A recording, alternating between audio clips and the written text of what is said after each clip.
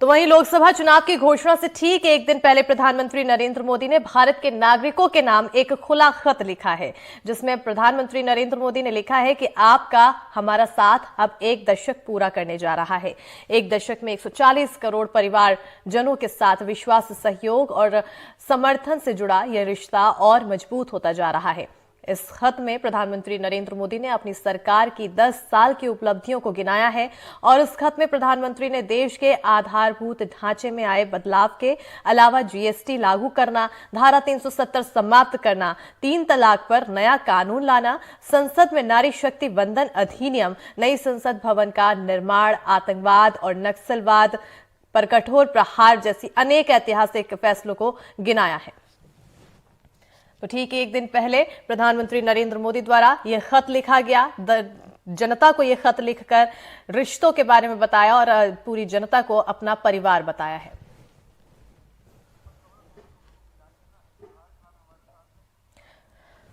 और अब ज्यादा जानकारी के साथ हमारे सहयोगी इजहार खान भोपाल से जुड़ चुके हैं, साथ ही साथ नीलेश त्रिपाठी रायपुर से जुड़ चुके हैं। इजहार, सबसे पहले आपकी ओर आना चाहूंगी। जैसे ही चुनावी तारीखों के ऐलान के लिए प्रेस कॉन्फ्रेंस का जिक्र किया गया इलेक्शन कमीशन की तरफ से, मध्य प्रदेश में बदलाव हुए, तोहफा दिया सरकारी कर्मचारियों को, और क्या क्या आज शाम तक 3 बजे से पहले तक सरकार कर सकती है? बिल्कुल, देखिए, कहीं ना कहीं लोकसभा चुनाव से ठीक पहले मध्य प्रदेश सरकार ने एक बड़ा फैसला लिया है, क्योंकि मध्य प्रदेश के 7.5 लाख कर्मचारी हैं जो पिछले कई दिनों से, लगभग 8 महीनों से अपने जो डीए को बढ़ाने की मांग कर रहे हैं।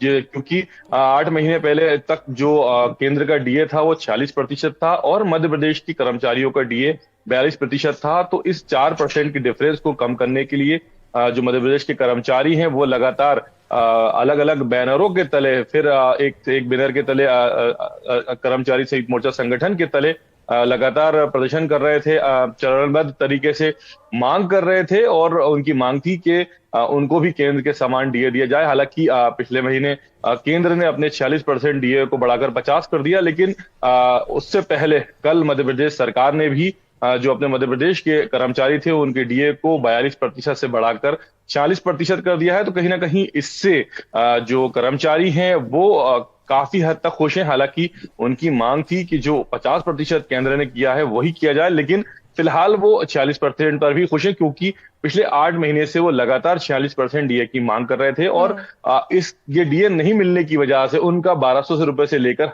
16,000 रुपए तक का हर माह नुकसान हो रहा था। मध्य प्रदेश में 7.5 लाख कर्मचारियों के परिवार है और कहीं ना कहीं वो डीए नहीं देने पर चुनाव में देखने की बात कह रहे थे। तो जिस तरह से मध्य प्रदेश सरकार विधानसभा चुनाव के बाद से लगातार कोशिश कर रही है कि जो मोमेंटम जो विधानसभा चुनाव में बना है, जो मैंडेट विधानसभा चुनाव में मध्य प्रदेश की जनता ने भारतीय जनता पार्टी को दिया है, उसको बरकरार रखा जाए, उसको कैरी फॉरवर्ड किया जाए और लोकसभा चुनाव में उसका लाभ लिया जाए।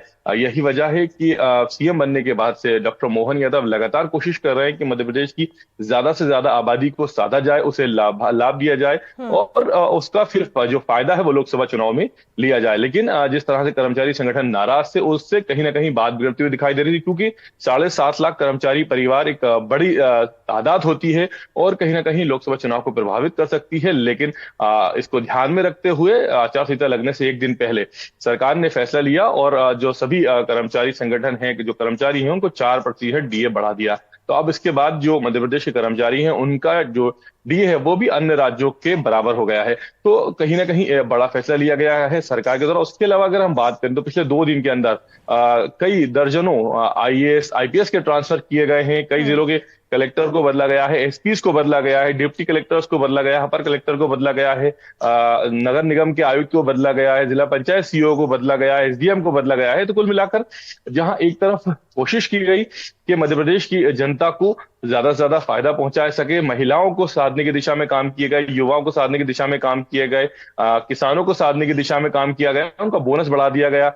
तो कुल मिला के कोशिश यही है कि मध्य प्रदेश में जो लोकसभा चुनाव है उससे पहले ज्यादा से ज्यादा आबादी को फायदा पहुंचाया जाए और फिर उसका लाभ लोकसभा चुनाव में लिया जाए। क्योंकि जिस तरह से मध्य प्रदेश की जनता ने विधानसभा चुनाव में भारतीय जनता पार्टी को बड़े मैंडेट के साथ सत्ता की चाबी सौंपी है, भाजपा की कोशिश है कि उसी को कैरी फॉरवर्ड किया जाए लोकसभा चुनाव में। किसी को भी नाखुश ना किया जाए, सभी को खुश रखा जाए ताकि लाभ ज्यादा से ज्यादा मिल सके। नीलेश, यही तोहफा छत्तीसगढ़ में भी देखने को मिला।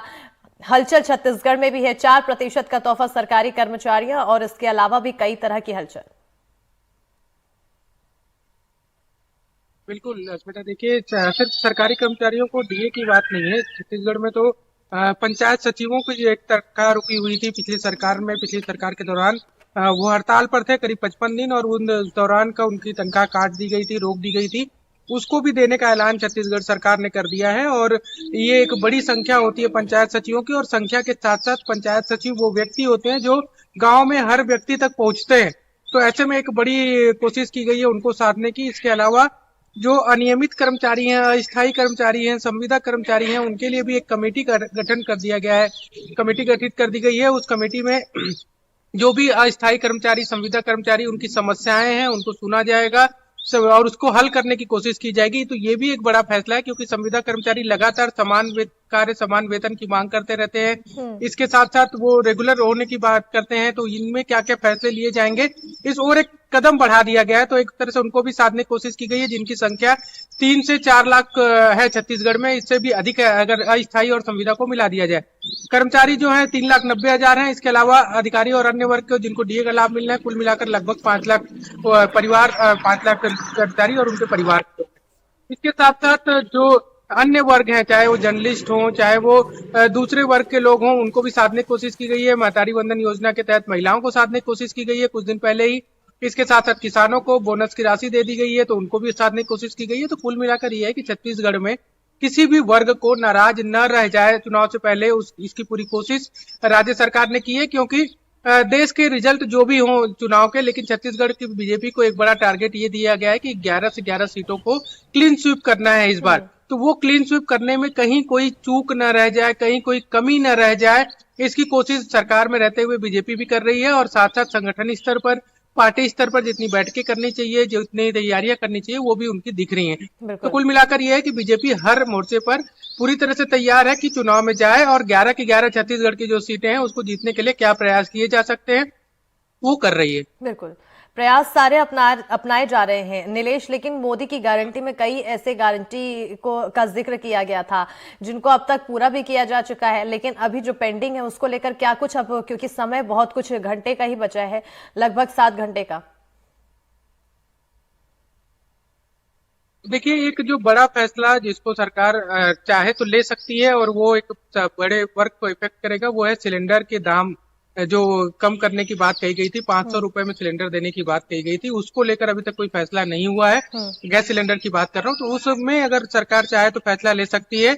तो वो उसका इंतजार रहेगा कि क्या 3 बजे से पहले कोई सरकार ये फैसला लेगी, क्योंकि इसके पहले के जो भी बड़े वादे थे, चाहे महतारी वंदन योजना की बात कर ली जाए, किसानों को 3100 रुपए में धान देने की बात कर ली जाए, तेंदुपत्ता की खरीदारी जब आदिवासी वर्ग को प्रभावित करने की बात कर ली जाए, तो उसको 5500 रुपए प्रति मानक बोरी देने का जो वादा था वो भी घोषणा हो चुकी है।